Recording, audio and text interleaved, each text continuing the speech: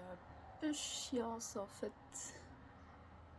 On voit tout dans les lunettes, ça je n'avais pas calculé. Oh. Peut-être si je me mets comme ça, voilà. Faut que je fasse toute la vidéo comme ça. Ben voilà, comme ça on ne voit pas trop le reflet. Ça vous va comme ça? Ouais, mais comme ça c'est pas très beau non plus. Et bonjour tout le monde, c'est Mang, enchantée. Aujourd'hui nous nous retrouvons pour la toute première vidéo sur les lectures manga. Alors celle-ci elle se portera sur les lectures d'avril ainsi que celles du début mai. Il y a quelques petites séries sympas et des one-shots, j'espère que ça vous plaira. On y va tout de suite. Moi ce que je propose c'est qu'on commence par les one-shots et ensuite on continuera par les séries où les avis seront peut-être un peu plus développés comme elles sont plus longues. Allez, on commence tout de suite avec Bibliomania. Donc Bibliomania, j'ai bien aimé en vrai. Il y avait pas mal d'avis un peu controversés, mais moi je trouvais ça sympa. Alors déjà ça commence très très bien puisque au scénario nous retrouvons Orval. Quel beau nom! Une robe roux sombrée, une amertume franche, légèrement acide, un bouquet d'herbes sauvages, cette bière est stricte mais généreuse en termes de saveur et d'arôme. Et Odessa, c'est, si je n'écorche pas son nom, c'est Makiro, quelque chose comme ça. Alors, l'histoire en elle-même, ça raconte l'histoire d'une jeune fille qui s'appelle Alice, qui se réveille dans la chambre 431, qui est une pièce totalement inconnue pour elle. Elle va rencontrer un personnage qui a une forme de serpent, qui va lui dire que lui, il peut réaliser tous ses rêves, mais à condition de rester dans cette pièce-ci. Mais la jeune Alice n'écoute rien de tout ça et décide de s'aventurer dans les autres pièces de ce monde un peu parallèle. On ne sait pas trop en fait. Alice, très téméraire, elle va quand même s'aventurer dans les 430 autres pièces. Oh, elle était compliquée cette phrase. Dans les 430 autres pièces. C'est bon. Et malgré l'avertissement que plus elle va s'éloigner de sa propre chambre, plus son corps va pourrir. Donc on va voir clairement son état se dégrader tout au long de l'histoire. On va passer à une petite Alice toute mignonne, à quelque chose de un peu différent. Ce que j'ai trouvé intéressant dans cette histoire, c'est qu'il y a plein de styles de dessins différents. Les dessins peuvent être à la fois très simplistes et sur une autre page complètement remplis de détails et réalistes. Ça, j'ai vraiment bien aimé. Et ce qui va se passer, en fait, c'est que dans chaque pièce que Alice va rentrer, elle va découvrir un personnage qui est rongé par des envies très humaines, des soucis de société, par exemple la vengeance, ou encore la recherche d'immortalité. Je ne vais pas en dire de trop. Et en gros, cette pièce est agencée en fonction des désirs des résidents. Ce que j'ai bien aimé dans l'histoire, c'est le personnage d'Alice qu'on trouve un peu insaisissable. Elle est très téméraire et malgré les grosses conséquences que traverser les portes a sur son corps, elle le fait quand même. Les dessins, comme je l'ai dit, on peut passer du mignon à du beaucoup moins mignon. Et en fait, l'histoire, elle pue la folie, elle pue le délire, et c'est le côté complètement barré que j'ai bien aimé. On ne sait pas, on comprend pas tout, en fait, mais c'est ça que j'aime bien. C'était un peu comme dans les Blame, là, qui sont là-haut. On suit vraiment le personnage, on découvre l'univers, on comprend pas tout, mais c'est ça que je trouve ça fascinant. Ce livre-ci, il fait environ 300 pages, donc c'est pas mal. L'édition, elle est très jolie. Si on voit un petit peu, il y a du relief un peu. L'histoire, elle est complexe, il y a de l'esthétique. On peut se faire nos propres interprétations de la fin, par exemple, qui est assez ouverte et assez mirobolante, j'ai envie de dire. Je crois qu'il y a beaucoup de gens, cette partie-ci du bouquin, ils ont peut-être moins aimé parce qu'il y a peut-être moins matière à comprendre tout ce qui se passe. Mais moi j'ai adoré. Je crois que hors lisant, il y a peut-être moyen d'interpréter encore différemment les choses. Donc moi j'ai bien aimé l'histoire, j'ai trouvé assez fascinante et je vous le conseille. Le deuxième one-shot que j'ai lu, c'est le Garden. Garden, lui, qui est un recueil de 7 histoires différentes. Donc il y en a des un peu plus longs que les autres, forcément quand on voit l'épaisseur du livre. Dans chaque histoire, donc c'est pas tout public, hein. Dans chaque histoire, en fait, il y a une forme de... Dans toute histoire, ouais, dans toutes les histoires, il y a une tension sexuelle qui est parfois rassasiée, parfois non, parfois de manière très violente en fait. Les histoires sont encore assez abordables, sauf la dernière qui est un peu plus lourde à supporter. Donc les histoires sont très sombres, mais la dernière, il faut s'accrocher, quoi. C'est très violent, c'est très brutal. Et les personnages qui subissent tout ça, ce sont des petites filles d'âge maternel. Voilà, donc c'est franchement la dernière histoire, gros avertissement parce que c'est vraiment chaud boulette, hein. Et même l'auteur, à la fin du manga, donc il y a l'auteur, donc Uzumaru Furuya, qui explique que cette dernière histoire, il l'a vraiment écrit dans les années sombres de sa vie. Et que, ouais, il a vraiment décidé de déposer toutes ces pulsions violentes dans une histoire. Et ça a donné ce que ça a donné, quoi. Au niveau de l'édition en elle-même, c'est un grand format. Il n'y a pas de jaquette, mais la première histoire, je regarde si je peux montrer. Il y a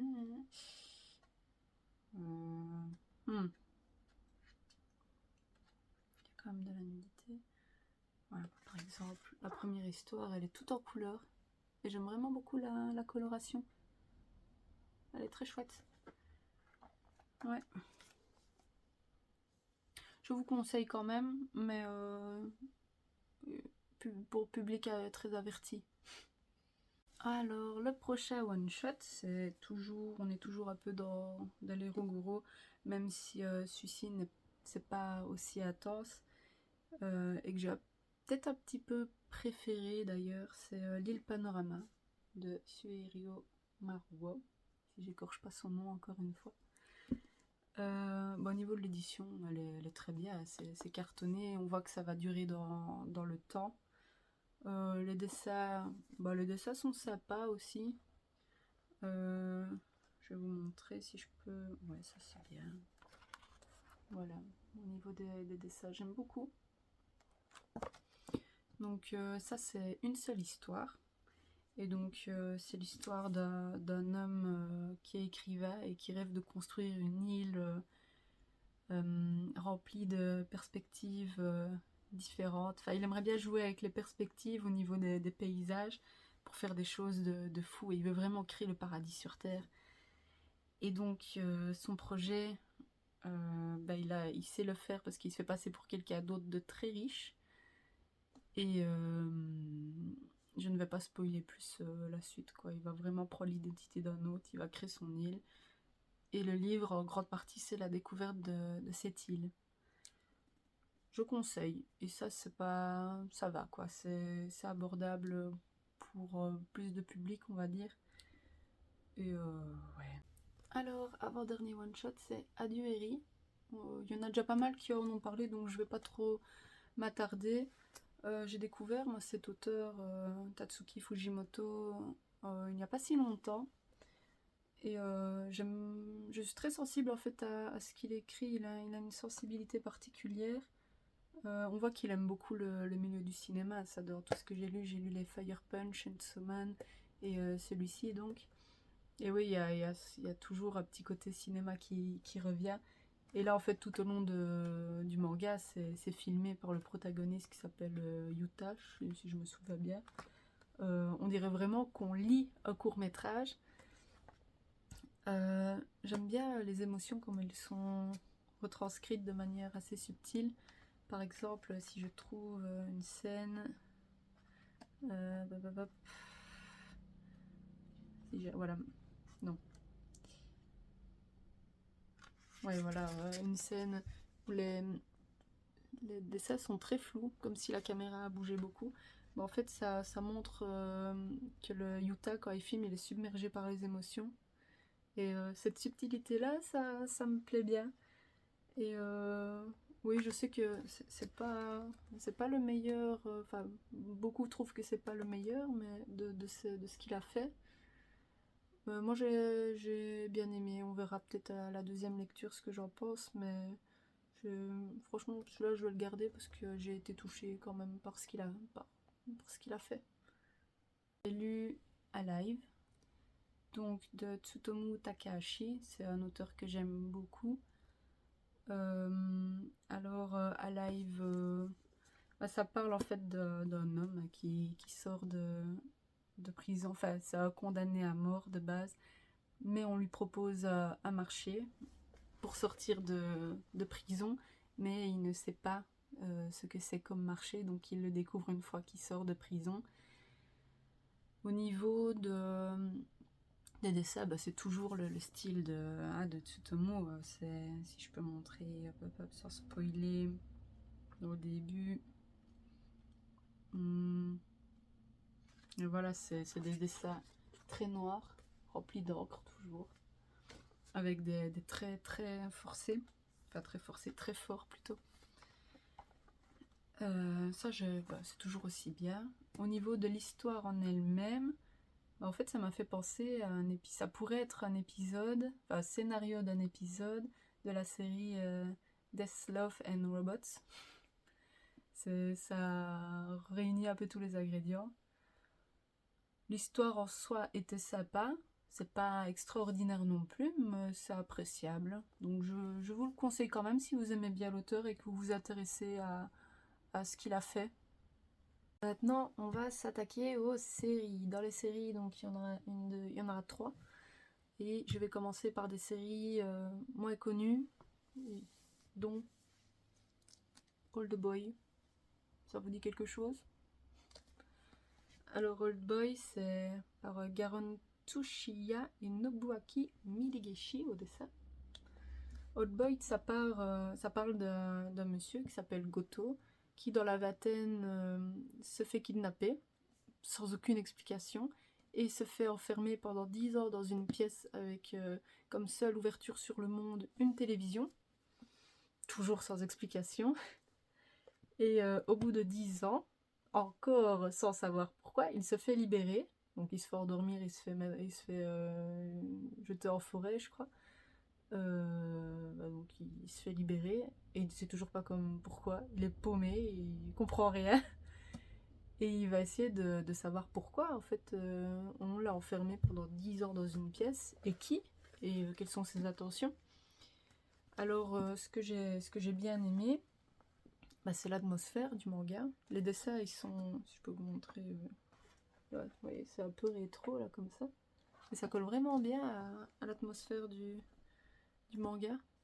Le rythme, quant à lui, est plutôt lent, mais je trouve ça vraiment pas mal parce que ça nous permet de contempler en fait l'histoire et de la savourer en fait et pas faire vraiment du grand jeu juste pour en mettre plein les yeux au public. Et la fin, quant à elle, je vais pas spoiler, mais c'est vrai qu'elle est un peu particulière au niveau des révélations. Mais si on s'appuie vraiment sur la psychologie des personnages, en fait elle est plausible et elle colle bien, elle est cohérente avec tout ça. Donc c'est une très bonne lecture pour moi et c'est vraiment un manga que je vous conseille au niveau des thrillers. Je suis pas très thriller, mais celui-ci j'ai vraiment bien apprécié. Je conseille, allez-y. Alors maintenant je vais vous parler d'Ikigami. S'il y en a qui connaissent aussi. C'est pas tout récent non plus, mais il y a un nouveau manga, c'est peut-être une réédition, je sais plus si c'est juste une réédition ou si c'est une nouvelle œuvre de ce qu'il a écrit. qui est sorti il n'y a pas longtemps. Comment ça s'appelle? Je le noterai quelque part par là. Ikigami. Imaginez-vous dans une société où quand vous êtes en primaire, quand vous entrez en primaire à l'école, vous recevez un vaccin. Vous avez une chance sur 1000, je crois, que ce vaccin contienne une capsule qui contient un poison violent et fulgurant et en fait mortel. Dès qu'elle s'ouvre, vous mourrez. Vous avez une petite probabilité de recevoir cette capsule-ci. Et que cette capsule s'ouvre avant vos 24 ans. Imaginez aussi qu'un beau jour, quelqu'un vienne sonner à votre porte et vous annonce que vous avez reçu l'Ikigami, donc votre préavis de mort, et que vous n'avez plus que 24 heures à vivre, donc les 24 heures avant que la capsule programmée s'ouvre. Voilà, c'est le résumé de cette série. Alors j'ai vraiment bien aimé, mais j'ai pris peut-être plus d'1 an pour lire les 5 tomes, 5 ou 6 tomes, parce que c'est lourd. C'est franchement en émotion c'est vraiment chargé. C'est très humain comme histoire. On voit les réactions, les comportements que les gens qui ont reçu cet Ikigami vont avoir, et comment est-ce qu'ils vont écouler leurs dernières 24 heures à vivre. Ce qui est très dur dans cette histoire, c'est que ça peut tomber sur n'importe qui, donc sur des personnes peut-être un peu moins bien moralement que des personnes qui sont géniales, qui ont le cœur sur la main, et ça fait très mal quand ces histoires portent sur des gens comme ça.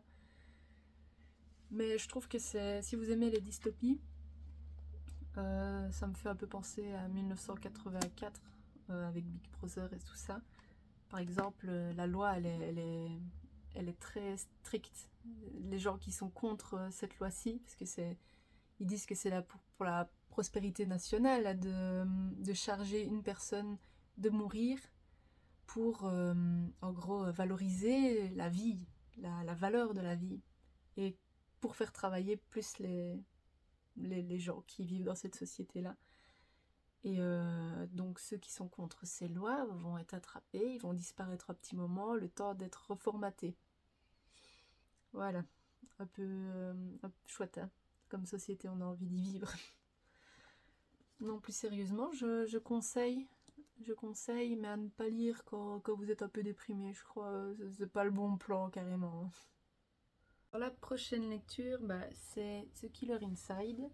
J'ai terminé la série. Alors, ça parle d'un jeune homme qui est encore étudiant, qui s'appelle Eiji, si je ne me trompe pas. Donc cet étudiant-ci semble avoir une vie tout à fait banale, sauf que son papa, en fait, est un meurtrier en série qui est très connu de par la violence de son mode opératoire, qui est extrêmement brutal, sadique, violent, tout ce que vous voulez. Et donc, ce jeune homme-ci aimerait essayer de vivre comme une personne normale malgré ce fardeau. Et il doit subir... il essaye d'éviter la presse. Et il subit le harcèlement des personnes qui ont toujours de la rancœur envers cette histoire. Donc il se décharge sur le fils qui n'a pas fait grand-chose, en fait. Vu que c'est le papa qui a fait les faits. Et en fait... Eiji, un jour, il va se réveiller à côté d'une parfaite inconnue qui va dire que c'est sa copine, et il va réaliser en fait que pendant plusieurs jours, il ne se souvient plus du tout de ce qu'il a fait. Et donc, il va se rendre compte qu'il y a des choses qui sont apparues dans la maison, qu'il y a des choses dans sa vie qui ont changé, des relations sociales aussi qui ont changé avec certaines personnes. Et il n'en a plus aucun souvenir. Donc il va essayer de mener l'enquête et de savoir pourquoi. Pourquoi est-ce qu'il ne se souvient de rien, et pourquoi est-ce qu'il y a des choses bizarres qui apparaissent dans sa maison. Et j'ai bien aimé, en vrai. C'est rempli de suspense. Les personnages sont bien développés psychologiquement. Il y a des rebondissements à chaque tome. Vraiment, on découvre en même temps que le personnage principal des révélations. Donc moi, en tout cas, je ne m'y suis pas attendue. Les dessins sont sympas, ils sont pas extraordinaires, mais ils sont chouettes quand même. Bon, là j'ai le tome 11, je saurais pas vous montrer des dessins de ce tome-là. On risque de spoiler et de me faire sévèrement réprimander. Ah oui, dans les dessins par contre, ils ont un peu mal géré les doubles pages. Il y a certains moments où il y a un visage entier donc qui est représenté sur deux pages, les deux pages, mais avec la reliure et tout ça, bah, t'as le visage qui est tout écrasé et ça casse un peu tout de suite l'ambiance du truc parce que c'est censé apparaître un peu comme un screamer ou pas un screamer, mais vous voyez un peu l'idée comme une grosse surprise qui est censée procurer des émotions, une émotion de surprise. Mais avec le visage tout déformé, ça va pas, quoi, ça colle pas. Et ça, c'est un peu dommage, je trouve, d'avoir fait comme ça. Mais enfin, à part ça, je conseille la série. Ouais, ça donne pas bien, hein. Et ben, les têtes étaient pareilles sur les doubles pages. Au niveau de la fin, moi je l'ai bien aimée.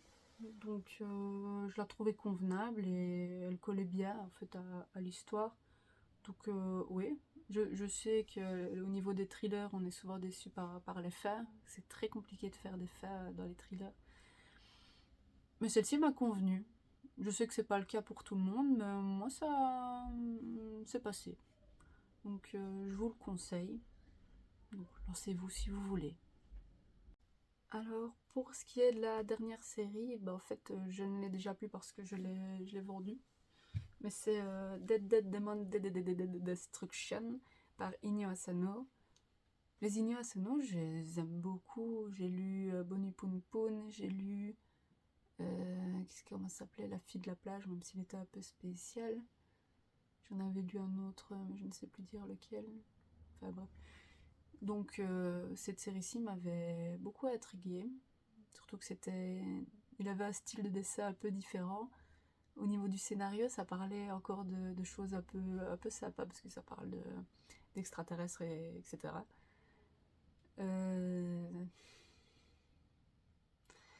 Les dessins sont magnifiques. Les dessins sont vraiment très beaux. Le début m'avait vraiment bien accroché.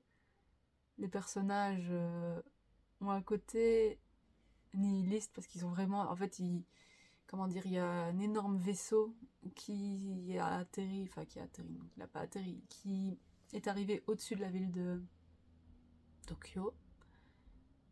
Et le truc, c'est que ce vaisseau, il ne fait rien, à part lâcher de temps en temps 2-3 petits vaisseaux.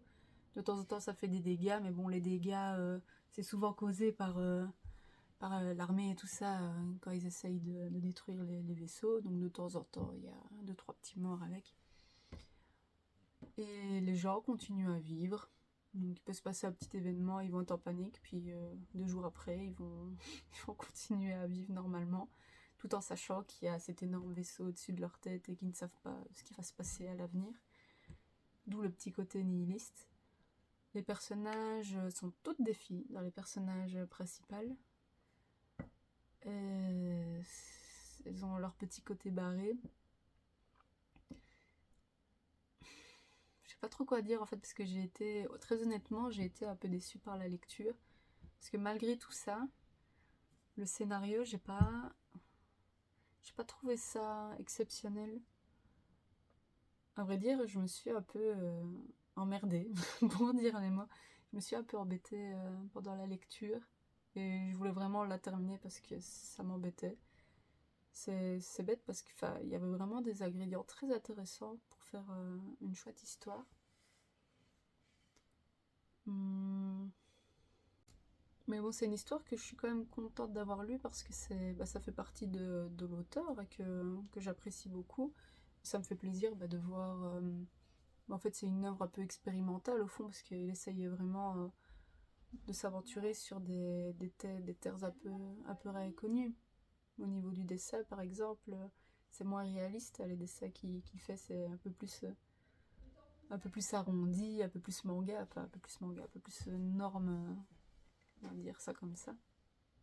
Donc voilà, si vous êtes quand même intéressé par l'auteur, j'ai envie de dire allez-y, testez, peut-être que vous allez aimer. C'est vraiment que c'est une histoire de goût finalement. Et sinon, si vous voulez découvrir Inyo Asano, si vous n'avez encore rien lu de lui, je vous conseille pour voir un peu c'est le style d'histoire qu'il fait, parce que c'est souvent un peu torturé chez lui, malgré les magnifiques dessins. Peut-être Solana ou Boni Pun Pun. Ceux-là, je les conseille, vivement. Et ben voilà, je vous ai présenté tous les mangas que j'ai lus en ce mois d'avril et de début mai. J'espère que cette vidéo vous aura plu, que je vous ai fait peut-être découvrir certaines séries, ou même si je vous ai donné envie de les lire. Moi je vous dis à bientôt pour de prochaines vidéos. Il y aura sûrement bientôt la deuxième partie de la mangatech qui va sortir, et après on verra bien. Merci d'avoir regardé cette vidéo et je vous dis à bientôt!